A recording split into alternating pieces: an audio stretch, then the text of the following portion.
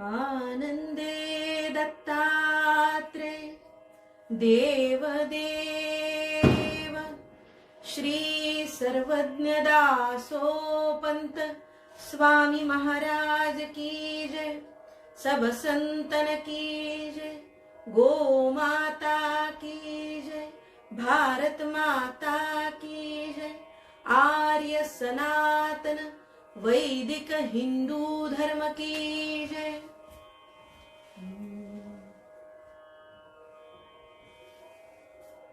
आज कार्तिकी पौर्णिमा ते मार्गशीर्ष पौर्णिमा 30 नोव्हेंबर ते 30 डिसेंबर या एकूण महिनाभरामध्ये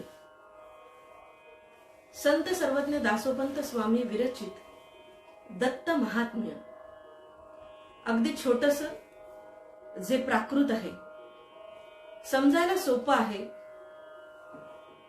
आणि अनेकांनी दत्त महात्म्य सांगितलं। दासोपंतांनी ते प्राकृतात सांगितलं, संस्कृतात सांगितलं आणि अतिशय सुंदर रसाळ अशा भाषेमध्ये नित्य वाचन करण्यासाठी, प्रासंगिक वाचन करण्यासाठी संक्षिप्त असं दत्त महात्म्य अतिशय छोट 6 अध्यायाचं आणि प्राकृत असं सामान्य भक्तांसाठी हे सांगितलं। खरं तर 52 अध्यायांचं खूप मोठं संस्कृत आणि प्राकृत अशी आणखी 2 दत्त महात्म्य दासोपंतांनी लिहिलेली आहेत, पण हे अगदी छोटस आहे। सध्या तरी हे मला झेपणार आहे असं मला तरी वाटतंय, अगदी छोटस आहे, म्हणून याच्यावरती थोडं चिंतन करावं। आणि म्हणून देव दिवाळी ही दासोपंतांच्या देवघरी अंबाजोगाईत साजरी होत असते। पौर्णिमेच्या निमित्तानं लक्ष दिवे जसे काशी क्षेत्री लावले जातात, अनेक ठिकाणी जशी देव दिवाळी साजरी होते, तशी अंबाजोगाई क्षेत्रामध्ये, या दत्त क्षेत्रामध्ये दासोपंतांच्या देवघरी ही देव दिवाळी साजरी केली जाते। याला 4 जयंत्या असं सुद्धा म्हटलं जातं। एकूण दासोपंतांनी जे 16 अवतार श्री दत्ताचे वर्णिलेत, या 16 अवतारांपैकी 4 अवतार आणि त्याच्या 4 जयंत्या या 4 दिवसांमध्ये साजऱ्या केल्या जातात। अतिशय उत्तम देव दिवाळी या नावाने आणि 4 जयंत्या या नावाने। त्यापैकी आजची ही जयंती म्हणजे दत्तात्रेयाच्या योगीराज अवताराची पहिली जयंती आणि इथून दासोपंतांच्या एकूण अवताराच्या 16 अवताराच्या जयंत्या वर्षभरासाठी उत्सव महोत्सव इथून सुरू होतात। या आजच्या योगीराज जयंतीच्या निमित्तानं दासोपंतांच्या शब्दात दासोपंतांनी वर्णिलेलं हे दत्त महात्म्य थोडस साहित्यिक अंगाने आपण आज थोडस त्याच्यावरती मी मुद्दाम सांगेन। ही दासोपंतांची जी ओवी आहे, ही ग्रांथिक ओवी इतर अनेक ओव्यांपेक्षा ती निराळी आहे। उदाहरणच द्यायचं झालं तर मी गीतार्णवातला 12वा अध्याय अधिक मासामध्ये वाचला, त्या अध्यायातल्या ओवीपेक्षा म्हणजेच आणखी तुमच्या जवळच्या संदर्भाने सांगायचं झालं तर ज्ञानेश्वरीच्या ओवीपेक्षा ही ओवी थोडीशी निराळी आहे। ही निराळी कोणत्या अंगाने आहे तर ती मात्रिक अंगाने निराळी आहे। म्हणजे काय तर ज्ञानेश्वराची ओवी ही 3.5 चरणी ओवी आहे, जी गाताना यातला फरक आपल्या लक्षात येतो। आणि ही संत सर्वज्ञ दासोपंतांची दत्त महात्म्यातली ओवी ही 4.5 चरणी ओवी अतिशय कलात्मक अशी, अक्षर संख्येच्या बाबतीमध्ये अतिशय नियमित, काटेकोर, मात्रिक बंधनांना संपूर्णपणे पाळणारी, कुठेही असं शैथिल्य तुम्हाला या ओवीमध्ये आढळणार नाही। अगदी जवळच्या आणखी नात्यानं सांगायचं झालं साहित्याच्या मात्रिक बांधणीच्या अंगाच्या, तर उठा उठा हो सकळीक वाचे स्मरावा गजमुख, हे आपण सर्वांना माहिती आहे, रामानंदांची ही रचना। आणि अगदी याच धाटणीची 4.5 चरणी ओवी ही या दत्त महात्म्यामध्ये दासोपंतांनी वापरली।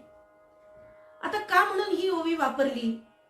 3.5 चरणी ओवी सहज वापरता आली असती, तर याचं कारण मला जे वाटतं ते या संदर्भात असं आहे की हे दासोपंतांनी लिहिलेलं आख्यान काव्य आहे, म्हणजे कीर्तनोपयोगी असलेलं काव्य आहे.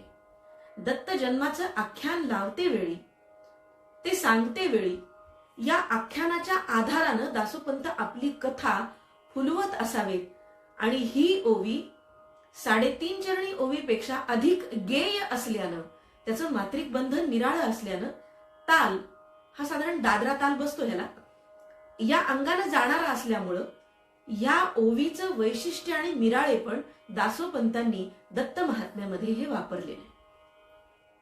आता दत्ताख्यान किंवा दत्त महात्म्य अशा 2 नावांनी 2 हस्तलिखितांच्या मध्ये या 2 वेगवेगळ्या रचना आढळतात. त्याच्यामध्ये काही पाठभेदही आहेत, पण फार पाठभेद अगदी मनावर घेण्या इतके फार गंभीर नाहीत. अगदी क्षुल्लक अतिशय छोटे असे काही पाठभेद या 2 हस्तलिखितांच्या मध्ये आहेत. मला ज्या प्रतिमधलं भावलं आणि योग्य वाटलं ते शब्द मी या ठिकाणी वापरणार आहे. पण रसिकांच्या ऐकण्याच्या दृष्टीनं याच्यामध्ये फार फार मोठा फरक पडेल असं मात्र भेद या दोन्ही हस्तलिखितांच्या प्रतिमध्ये नाही. एका हस्तलिखिताच्या प्रतिमध्ये मात्र प्रसंग 1, प्रसंग 2, प्रसंग 3 असं जसं नाटक लिहावं तसं नाटकाच्या अंगानं लिहिलेलं आढळतं आणि दुसऱ्या एका प्रतिमध्ये अध्याय 1, अध्याय 2, प्रकरण 1, प्रकरण 2 असं लिहिलेलं आढळतं. याचा दुसरा अर्थ असा की हे गेय नाटक आहे, ही नाटिका आहे आणि हे नाटक, हे आख्यान काव्य दासोपंतांच्या देवघरी रंगपीठावर हे उत्तम रीतीनं सादर होत असावं असं मला हमखास वाटतं. आता प्रत्येक अध्यायाच्या ओव्यांचा जर विचार केला तर ह्या सगळ्या 4.5 चरणी ओव्या आहेत आणि प्रसंग नाटकाचे त्याचे वेगवेगळे, जसं प्रवेश आपण म्हणतो, नाटकाचे अंक म्हणतो, प्रवेश म्हणतो, या अंगानं या हस्तलिखितांच्या मध्ये लिहिलेलं असल्यामुळं मला हे आवर्जून वाटतं की हा गेय नाटिकेचा एक भाग आहे ज्याला आपण आख्यान काव्य असं म्हणतो. आता आख्यान कथन करत असताना प्रत्यक्ष वक्ता आणि श्रोता या संबंधानं खरं म्हणजे संवाद असतो. दासोपंतांचं वैशिष्ट्य मी पुन्हा पुन्हा वेगवेगळ्या ठिकाणी हे मुद्दाम नमूद करीन की हे दासोपंतांनी सांगताना स्वतःचं प्रयोजन तर सांगितलंय की मी हे योगीराजाचं आख्यान सांगणार आहे, ही त्याची कथा सांगणार आहे, जन्मकथा सांगणार आहे. पण एकदा कथा सांगायची असं ते श्रोत्यांना सांगून मोकळे झाले की नंतर मात्र कथाकथनाला सुरुवात करताना अतिशय वेगळी कलाटणी, ज्याला आपण कथेच्या भाषेमध्ये वळण म्हणतो, असं वळण त्यांनी ह्या ठिकाणी सुरुवातीलाच दिलेलं आहे. आता काय वळण आहे हे तर श्रोता आणि वक्ता या संबंधाने हे फक्त आख्यान सांगितलं नाही, तर ते तसं न सांगता गुरु शिष्य संवाद रूपानं हे आख्यान दासोपंत आपल्या समोरच्या रसिकांना हे सांगतायत. आणि हा संवाद मोठा नाट्यपूर्ण आहे, अतिशय रसाळ आहे. ग्रंथाच्या आरंभीच दासोपंत आपल्या आराध्याला साष्टांग प्रणिपात घालतात, नमस्कार करतात आणि आपल्या दत्त आख्यानाला सुरुवात करतात. बघा,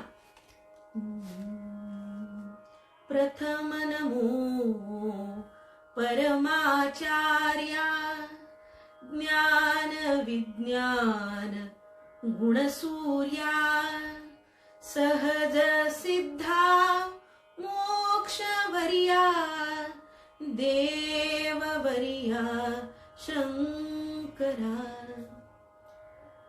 प्रथम नमो परमाचार्या ज्ञान विज्ञान गुणसूर्या सहज सिद्धा मोक्षवर्या देववर्या शंकरा. ज्या त्रिपुटींचं एकीकरण दत्तात्रेय आहे त्यापैकी दत्तात्रेयाला ते असं म्हणतात की हे देववर्या शंकरा, तू प्रथम आचार्य आहेस. योग काय आहे हे सांगणारा तू शंकर, प्रथम आचार्य, ज्याच्यामध्ये भौतिकाचं तर ज्ञान तू सांगतोसच, पण ज्याला विशेष ज्ञान म्हटलं जातं, विज्ञान म्हटलं जातं, ज्याला अध्यात्मशास्त्र असं म्हटलं जातं. खरं तर मुळात हिंदू संस्कृतीच्या संदर्भात विज्ञान म्हणजे विशेष ज्ञान आणि हे विशेष ज्ञान म्हणजे अध्यात्म. या अध्यात्म ज्ञानाचा तू तळपता सूर्य आहेस, तरीही तू सहज सिद्ध आहेस. स्वतः सिद्ध असूनही आम्हालाही सहज प्राप्ती देणारा आहेस, मोक्ष देणारा आहेस, मोक्ष दाता आहेस, हे देववर्या शंकरा. सिद्धराज मुक्त पाणी दुसरे न ओळखो तुझ वाचुनी, भव दुःखाची तू हानी गुणागुणी असंगा. स्वतः सिद्धराज असा असलेला मुक्ती देणारा मुक्त पाणी, दुसरे न ओळखो तुझ वाचुनी. तुझ्याशिवाय माझ्यासारख्या भक्ताला दुसरा कोण ओळखू शकेल, किंवा मला तुझ्याशिवाय दुसरं कोणीही ओळखीचं नाही. आणि खरं म्हणजे भव दुःखाची संपूर्ण हानी करणारा, त्याचा विनाश करणारा, ऱ्हास करणारा असा गुण आणि अगुणांचा तू संग आणि असंग असलेला असा शंकर आहेस. तव कृपेचे तुषारे हृदयी विज्ञान आदरे, भेदा भेद उपसंहरे ब्रह्मस्फुरे मी मज. तुझ्या केवळ कृपेच्या तुषारांनी, तुझ्या कृपेच्या अमृत सिंचनानं हृदयामध्ये विशेष ज्ञान स्थित होतं, प्राप्त होतं. अतिशय आदरानं ते स्थापित होतं, ते उमलतं, ते उमजतं, ते निर्माण होतं, ते मला कळायला लागतं. आणि हृदयामध्ये आपसुक विशेष ज्ञान मला येतं. ते कसं ज्ञान आहे, तर भेदा भेद उपसंहरे ब्रह्मस्फुरे मी मज. मला स्वतःला स्वतःहून आपसुकपणे त्या ब्रह्माची जाणीव होते, ज्ञान होतं, आणि भेद संपूर्ण नाहीसा होतो. भेदाची पुट गळून पडतात, भौतिकाचं विस्मरण होतं. तू आणि मी असा भेद, जीवाचा आणि शिवाचं एक मिलन होतं, आणि मला आपसुकपणे ब्रह्मज्ञान होतं, ब्रह्मस्फुरत असं दासोपंत म्हणतात. तुमते करुनिया वंदन परमार्थ आता बोलेन, ऐकावे श्रोता ऐकावे सावधान, हेची नमन तुमते.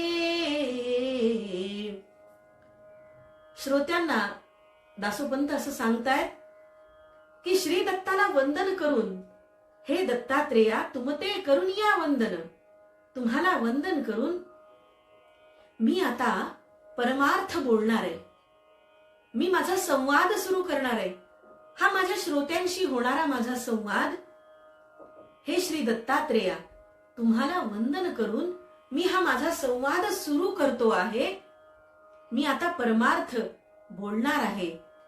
आणि श्रोत्यांकडे मुख करून, श्रोत्यांशी सन्मुख होऊन दासोपंत पुढे म्हणतात, श्रोता ऐकावे सावधान, हेची नमन तुमते. किती युक्तिवाद आहे बघा. अतिशय सुंदर आहे, कल्पकता आहे. वरवर बघायला गेलं तर त्यात काय एवढं. तुमते करून या वंदन, परमार्थ आता बोलेन, श्रोता ऐकावे सावधान, हेची नमन तुमते. जे परमेश्वराला, दत्तात्रेयाला नमन केलंय, तशाच प्रकारचं नमन ब्रह्मस्मरून, दत्तात्रेय परमात्मा स्मरून, तो परमात्मा श्रोत्यांच्या ठाई आहे असं गृहीत धरून, याची जाणीव ठेवून दासोपंत म्हणतात की हे श्रोते हो, हा माझा परमार्थ, हे माझे शब्द अतिशय सावध चित्तानं आपण ऐकावेत, अशी विनंती जी मी दत्तात्रेयांना केली, तीच विनंती परमात्मा समजून मी तुम्हाला करतो आहे.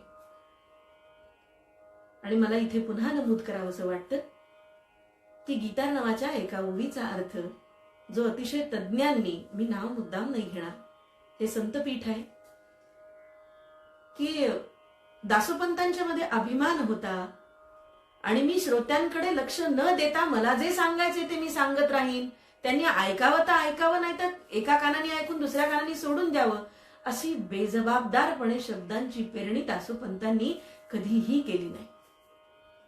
दासोपंत असं म्हणतात की जो परमेश्वर माझा दत्तात्रय, ज्याच्या समोर ज्याच्या सन्मुख मी हे ब्रह्म तुम्हाला सांगणार आहे, तोच नमस्कार, तेच ब्रह्म मी माझ्या श्रोत्यांमध्ये पाहतो, तोच परमेश्वर मी माझ्या श्रोत्यांमध्ये बघतो आहे. आणि या श्रोत्यांना सुद्धा हे माझं नमन मी सादर करतो, श्रोत्यांना विनंती करतो की हे श्रोते हो, हा जो मी परमार्थ सांगणार आहे ते तुम्ही लक्ष देऊन सावधानपणे ऐकावा. ऐका सगुण ब्रह्मज्ञान योगीरायाचे आख्यान, तनुरूप निरंजन गुणहीन स्फुरले. हे योगीरायाचं आख्यान मी आता तुम्हाला सांगतोय. हे ऐका म्हणण्याचा अर्थ काय आहे? योगीरायाचं वर्णनही त्यांनी लगेच केले. सगुण ब्रह्मज्ञान आहे, जो प्रत्यक्ष योगीराज आहे, जो सगुण ब्रह्मज्ञान आहे, आणि त्याचं आख्यान तनुरूप निरंजन गुणहीन स्फुरले. माझ्या देहाची निरांजन करून ही निरांजन मी या परमेश्वराला, या ब्रह्मस्वरूपाला, या सगुण ब्रह्मज्ञानाला ओवाळतो आहे. आणि सगुण ब्रह्मज्ञानानं, ज्या सगुणानं मला हे स्फुरलंय, गुणहीन स्फुरले, निर्गुणानी जे स्फुरलंय, पण तरीही सगुण ब्रह्मज्ञानाचं हे वर्णन, त्या योगीरायाचं आख्यान, हे श्रोते हो मी तुम्हाला सांगणार. ग्रंथाच्या प्रारंभी परम आचार्य असलेल्या मोक्षदायी दत्तात्रेयाशी अभेद्य असणाऱ्या शंकराला, शिवरूपाला नमन करून दत्तात्रेयाचं परम अर्थ असणारं महात्म्य हे सांगण्याचं प्रयोजन प्रास्ताविक दासोपंत या ठिकाणी करून हे कथन सावधानपणे ऐकण्याची श्रोत्यांना विनंती करत आहेत. सगुण ब्रह्म योगीराजाचं आख्यान सांगतो, तो तुम्ही ऐका, असं म्हणून दासोपंत पुढे निवेदन करतात. दासोपंत आता कथाकथनाकडे वळतायत बघा.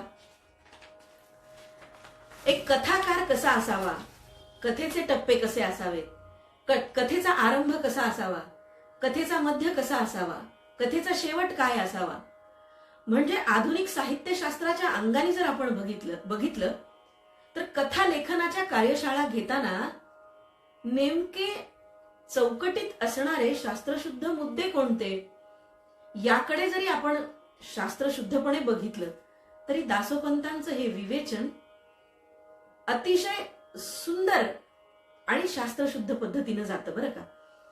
आता प्रास्ताविकामध्ये परमेश्वराला श्रोत्यांना वंदन करून दासोपंत कथाकथनाकडे वळण घेत आहेत आणि त्यांची पुढची ओवी अशी आहे. साधन चतुष्ट्य संपन्नो कोणी एक प्रेम गहनू, शिष्य जिज्ञासू ब्राह्मणू अति सज्जन मुमुक्षु. अतिशय प्रेमळ, जिज्ञासू, साधन चतुष्ट्याने संपन्न असलेला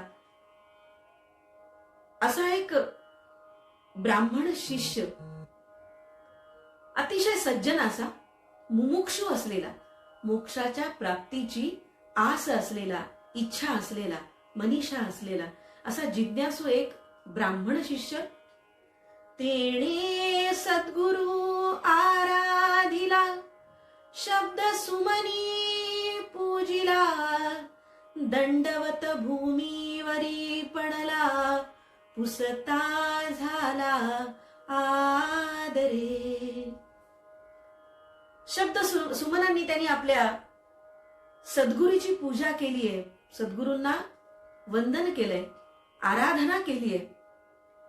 शब्द सुमनांनी त्याची पूजा केली, साष्टांग दंडवत घातलाय आणि अत्यंत आदरपूर्वक गुरुवर्यांना त्यांनी प्रश्न विचारलाय. आता इथे दासोपंत एक प्रसंग उभा करतायत की अतिशय मुमुक्षु असलेला हा ब्राह्मण शिष्य, सद्वर्तनी, सज्जन, साधन चतुष्टयाने संपन्न असलेला, प्रेमळ असा हा ब्राह्मण शिष्य सद्गुरूला नमन करतो, वंदन करतो, त्यांच्या चरणावरती दंडवत घालतोय आणि अत्यंत आदराने आपल्या गुरुवर्यांना तो एक प्रश्न विचारतोय. प्रसंग निर्मिती इथे सुरू होते. भूमीवरी दंडवत, अक्षरशः साष्टांग दंडवत त्याने घातलं. नाट्यपूर्ण भाषा, स्वभाव चित्रण व्यक्तींची किंवा त्यांची जी देहबोली आहे ती देहबोली प्रकट करताना श्रोत्यांच्या, रसिकांच्या डोळ्यापुढे ते शब्दचित्र प्रत्यक्ष स्वरूपानं चित्रमय होऊन ते डोळ्यांना चलतचित्राप्रमाणे दिसावं अशा प्रकारचं वर्णनाची शक्ती दासोपंतांच्या शब्दामध्ये आहे. एका शिष्याचं वर्णन करताना 4 शब्दामध्ये त्यांनी संपूर्ण त्याच्या व्यक्तिमत्वाचं वर्णन केले. मोक्षाचा प्राप्त करता, तो इच्छा असणारा मुमुक्षु असा ब्राह्मण शिष्य, साधन चतुष्ट संपन्न, जिज्ञासू, अतिशय सज्जन असा हा शिष्य शब्द सुमनांनी आपल्या सद्गुरूला पूजतो, दंडवत घालतो आणि विचारतो. भूमीवरी पडला अशा प्रकारचं वर्णन दासोपंत करतात आणि पुसता झाला आदरे. प्रत्येक शब्दामध्ये भावपूर्ण अशा शब्दांची अर्थ वलय आपल्याला या ठिकाणी दिसतात. काय म्हणलाय हा शिष्य, काय म्हणतोय हा शिष्य? देवा ब्रह्मते मी कैसे, आंगे कवणे जी प्रकाशे, भव दुःख जेणे निरसे, ते विशेष सांगिजे. अत्यंत आदरानं आपल्या गुरुवर्यांना काय प्रश्न विचारलाय? हे गुरुदेवा, ते ब्रह्म ज्याच्या प्रकाशाने भवदुःखाचा नाश होतो, त्याची प्राप्ती मला कशी होईल? हे गुरुवर्य, आपण मला सांगा. पुढे शिष्य म्हणतोय, मी तव तुमचा साचार, दुसरे न बोलो उत्तर, न कळती आक्षेप परिहार, हे शरीर अर्पिले. मी तुमचा साचार आहे. मी तुम्ही जसं वर्तन कराल, तुम्ही जसं सांगाल तसं वागणारा मी तुमचा दास आहे. साचार म्हणजे तुम्ही जसं सांगाल तसा आचार करणारा मी तुमचा दास आहे. मी तुमच्या पायाचा दास आहे. दुसरे न बोलो उत्तर. मला स्वतःला याचं उत्तर सापडत नाही, मला काही कळत नाही. मी तव तुमचा साचार, दुसरे न बोलो उत्तर, न कळती आक्षेप परिहार. मला प्रश्न उपस्थित करायचंही समजत नाही आणि त्याच्यावरती उत्तर काय द्यावं मला हेही समजत नाही. मी फक्त माझं शरीर तुमच्या पायावरती अर्पण केलं आहे. हे शरीर अर्पिले.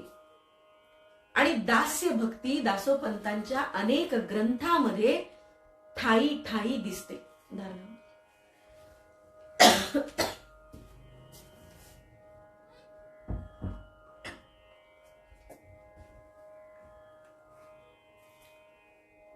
मी यापूर्वी ही गोष्ट मुद्दाम सांगितली होती की दासोपंत आपल्या स्वतःच्या संप्रदायाचा उल्लेख दक्ष संप्रदाय किंवा दास संप्रदाय म्हणून करतात.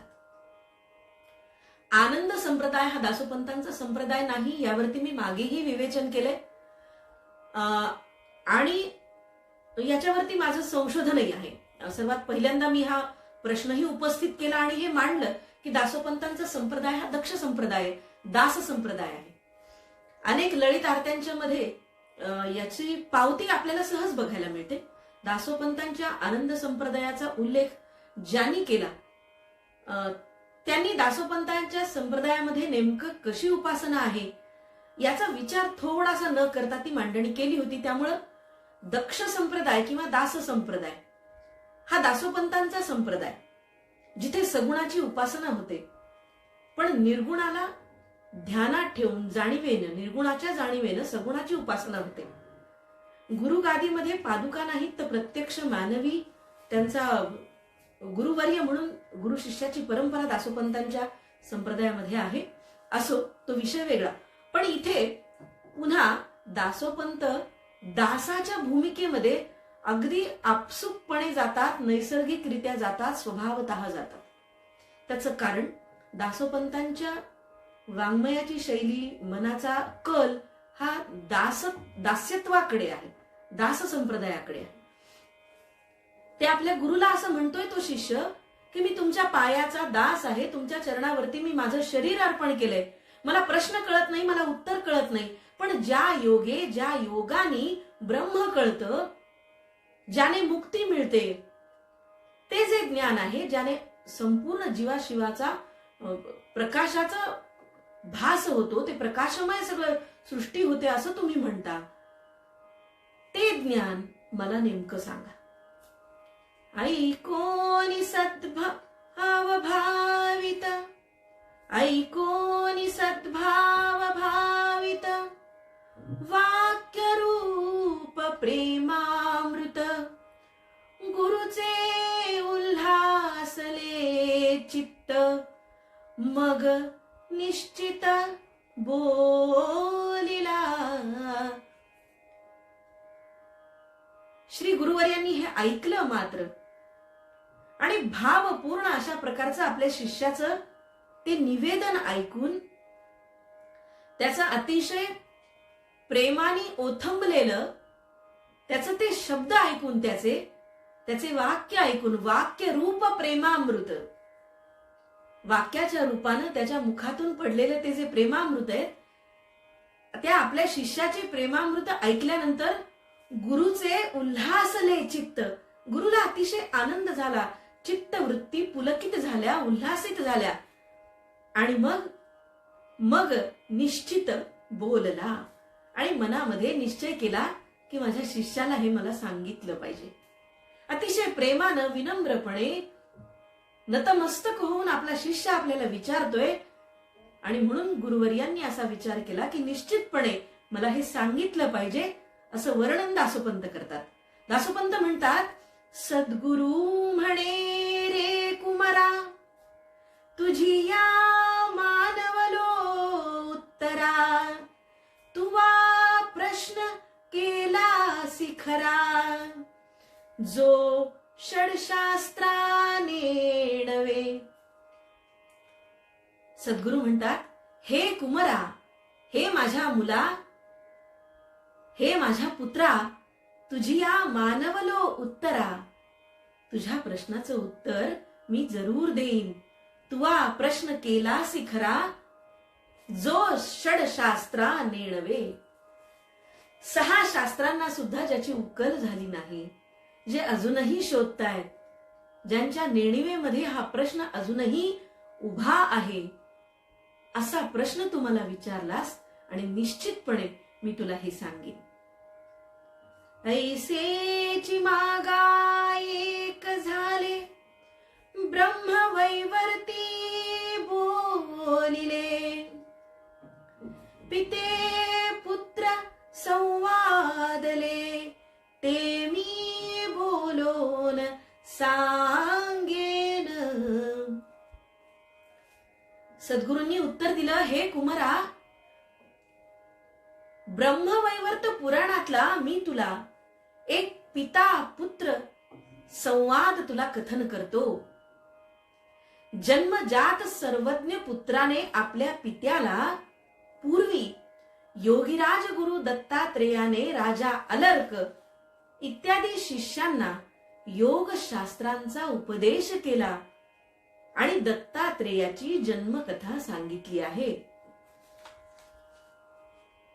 पित्याने केला असता प्रश्न, पुत्र बोलिला सर्वज्ञ, योग सांगेन मी गहनू, जेणे जनू हा तरला. पित्या पुत्रांचा ब्रह्मवैवर्ता पुराणामधला हा एक संवाद आहे. दासोपंत हे सद्गुरूंच्या तोंडून आपल्या शिष्याला सांगतायत. अतिशय गहन असा हा संवाद आहे. योग, जो गहन योग आहे, तो गहन योग ज्या योगाच्या अंगे, ज्या योगाच्या योगे सर्वसामान्य लोक हे जन तरले, हा जो योग आहे तो योग मी तुला सांगेन असं पुत्र सांगतोय. मदालसेचा कुमरू, राजा आलर्क पवित्रू, तया ते दत्तात्रेय गुरु, तेणे जो मंत्रू सांगितला.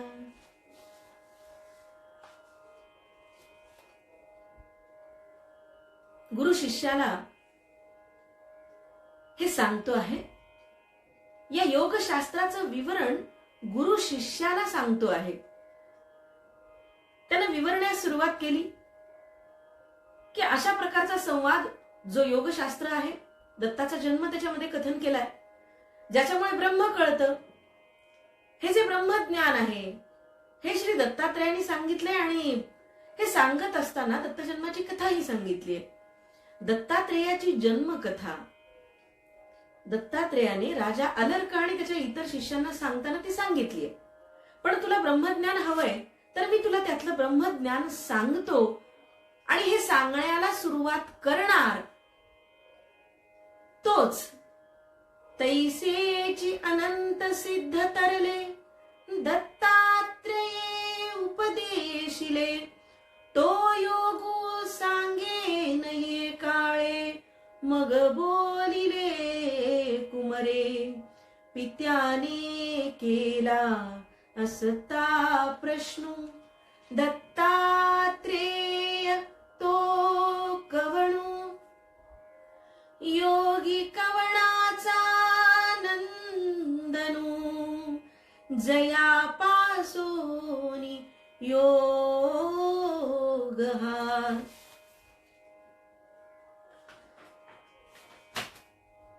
श्री गुरु वर्णन करून सांगतात की तुला जे हवंय ते मी आता तुला सांगतो. ती कथा तुला सांगतो ज्याच्यामध्ये योग सांगितलंय, ज्याच्यामध्ये ब्रह्म कळणार आहे. तुला जे हवंय दत्तात्रेयांनी सांगितलंय तो संवाद मी तुला सांगतो. तो ब्रह्मवैवर्त पुराणामध्ये आहे. आणि गुरु वर्णन करून सांगायला सुरुवात करतात इतक्यात तो शिष्य विचारतो, शिष्य सद्गुरूला म्हणतो, ते असू द्या, ठीक आहे, योगशास्त्रातलं ब्रह्मज्ञान तुम्ही मला सांगणार आहात, मला मान्य आहे, पण मला त्याआधी दत्तात्रेयाची जन्मकथा सांगा. योगत्राता ज्या योगे अनेक जनांना, अलर्काला, त्याच्या शिष्यांना त्यांनी मुक्ती दिली, मुक्तीचा मार्ग सांगितला, ब्रह्मज्ञान सांगितलं, अशी जी दत्ताची जन्मकथा आहे त्या दत्ताची जन्मकथा मला तुम्ही आधी सांगा. आणि गुरु वर्णन करून सांगू लागले, तीच ही दत्ताची जन्मकथा होय असं सद्गुरु आपल्या शिष्याला सांगतायत. दासोपंत या प्रकारचं वर्णन करतायत. या आख्यानाची, कथेची सुरुवात अतिशय सरळ, साधी आणि सामान्य पद्धतीनं अजिबात नाही. म्हणजे काय तर एखादी कथा वाचताना मध्येच कुठेतरी जर एक अनपेक्षित वळण आलं तर रसिकाला एक सुखद धक्का बसतो. किंवा मूळ नाटकाला, कथेला सुरुवात करण्यापूर्वी आटपाट नगर होतं. अशा कथा आपण प्राचीन काळी जशा चातुर्मासाच्या पुस्तकात लिहिलेल्या असतात किंवा जुनी पद्धत होती, अशा प्रकारे दासोपंतांची कथा सुरू होत नाही. दासोपंत एखाद्या नाटकाच्या अंकाची सुरुवात व्हावी अशा प्रकारे नाट्यपूर्ण पद्धतीनं गुरुशिष्य संवादाच्या रूपानं या दत्त महात्म्याची सुरुवात करतात। दासोपंतांना हे श्री दत्ताचं आख्यान सांगायचंय, हे त्यांचं प्रयोजन आहे, ही त्यांची भूमिका आहे। पण कथेतील धक्कातंत्र, कथेतील वळण, रसिकाची उत्सुकता उंचावणारी युक्ती दासोपंत ठायी ठायी या संपूर्ण आख्यानात वापरताना दिसतात। आणि म्हणूनच कथाकार म्हणून दासोपंत आपलं लक्ष या ठिकाणी वेधून घेतात। बरं, केवळ कथाकार म्हणून या आख्यानाचं वैशिष्ट्य निराळं आहे का? तर मी सुरुवातीला सांगितल्याप्रमाणे या संपूर्ण कथानकातले जे संवाद आहेत ते संवाद अतिशय रसाळ आहेत, चटकदार आहेत आणि तसंच ते बुद्धिप्रधान सुद्धा आहेत। म्हणजेच काय, श्रोत्यांचे जे 3 प्रकार आपण करतो, रसिकांचे जे 3 प्रकार करतो, अधम, मध्यम आणि उच्चतम, अशा 3ही प्रकारच्या रसिकांच्या बुद्धीला, मनाला आणि श्रद्धेला शांत वाटावं, त्यांना सुख वाटावं, अशा प्रकारची मांडणी दासोपंत आपल्या दत्त आख्यानामध्ये करतात। अत्रि ऋषी, अनसूया, नारद मुनी, सपत्नीक असलेले त्रिदेव, बृहस्पती, देवगण, कौशिक ब्राह्मण, कौशिकाची पत्नी, हे गुरु शिष्य दोघे जण ज्यांच्या संवादातून आपल्याला हे दत्त आख्यान आपल्याला कळणार आहे, या सगळ्या पात्रांची स्वभाव चित्रण अतिशय उत्तमपणे दासोपंतांनी साकारलेली आहे। आणि याच्यावरूनच दासोपंत एक उत्तम नाटककार आहेत हे या ठिकाणी प्रतिबिंबित होतं। अर्थातच फक्त ते याच ठिकाणी दिसतं असं नव्हे, दासोपंतांच्या ललित पदांच्या मध्ये आणि पदगेय, पदमय अशा प्रकारच्या गेय काही छोट्या छोट्या नाटिका आहेत, या नाटिकांच्या मधून दासोपंत एक उत्तम नाटककार होते, उत्तम कथाकार होते, हे आपल्या लक्षात येतं।